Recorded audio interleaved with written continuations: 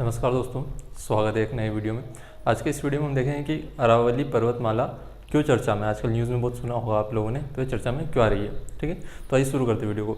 इससे पहले हम जान लेते हैं अरावली पर्वत के बारे में कुछ थोड़ा बहुत जानकारियाँ। जैसे इसका विस्तार कहाँ का है, तो ये अरावली पर्वत का विस्तार है गुजरात, राजस्थान, हरियाणा व दिल्ली तक। गुजरात से लेकर दिल्ली तक इसका विस्तार है और दिल्ली में इसे जो क्षेत्र है इसका विस्तार है उसे दिल्ली की पहाड़ियाँ कहा जाता है। लंबाई कितनी इसकी लंबाई है 692 किलोमीटर, 692 किलोमीटर इसकी कुल लंबाई गुजरात से दिल्ली तक। अब ये चर्चा में क्यों है, आजकल क्वेश्चन बन रहा होगा कि न्यूज़ में क्यों आ रही।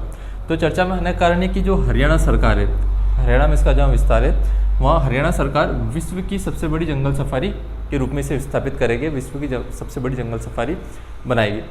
अब जंगल सफारी क्या होता है, बहुत से लोग मेरे जैसे होंगे कुछ गरीब जिनको जंगल सफारी के बारे में पता नहीं होगा, तो आइए जानते हैं जंगल सफारी क्या होता है। इसकी यदि परिभाषा कहें या वन लाइन फैक्ट कहें तो भ्रमण के लिए जंगल में जाने वाला कारवां। जंगल सफारी का मतलब ये नहीं होता है कि जंगल में सफारी चलाओ, सफारी जो कार आती है। जंगल सफारी का मतलब होता है कि आप जंगल में घूमने के लिए जाते हैं और अकेले नहीं है कि अकेले ने बाट धर ली, ये होता है 3-4 गाड़ियों का ग्रुप होता है। आपने अक्सर देखा होगा जो ओपन जीप होती है, जैसे कान्हा किसली पार्क वगैरह आपने न्यूज़ में देखा होगा, टीवी वगैरह पे देखा होगा, तो उसे क्या कहा जाता है, जंगल सफारी कहा जाता है। ऐसे ही विश्व की सबसे बड़ी जंगल सफारी कहाँ बनेगी, हरियाणा में बनेगी, और जिसे कौन बनाएगा, हरियाणा सरकार। अब कुछ इंपॉर्टेंट फैक्ट जान लेते हैं जहाँ से हम वन लाइनर क्वेश्चन बन सकते हैं और ऑब्वियसली बनते हैं यहाँ से क्वेश्चन। जैसे विश्व की सबसे प्राचीन पर्वत श्रृंखला है कौन सी, अरावली पर्वत श्रृंखला। सबसे प्राचीन, जो आप एंडीज, रॉकीज या हिमालय वगैरह सुनते हैं, उनसे भी पहले का निर्माण हुआ है अरावली पर्वत श्रृंखला का।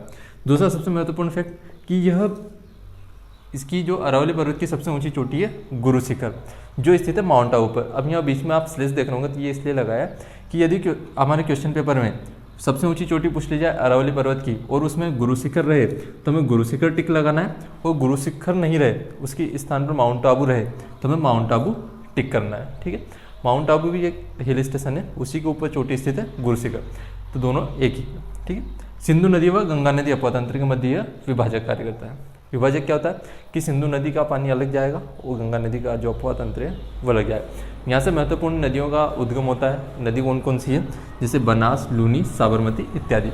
ये इंपॉर्टेंट नदियाँ हैं, अक्सर एग्जाम में पूछ ली जाती है। लूनी नदी एकमात्र ऐसी नदी है जिसका संगम किसी अन्य नदी में नहीं होता, यह डायरेक्ट किसी समुद्र में जाकर नहीं मिलती। ये आपने सुना होगा कच्छ के रण में जाकर ये समा जाती है या गायब हो जाती है। आई होप आपको जानकारी अच्छी लगी होगी। अच्छी लगी तो प्लीज़ वीडियो को लाइक करें और चैनल को सब्सक्राइब करें। Thank you.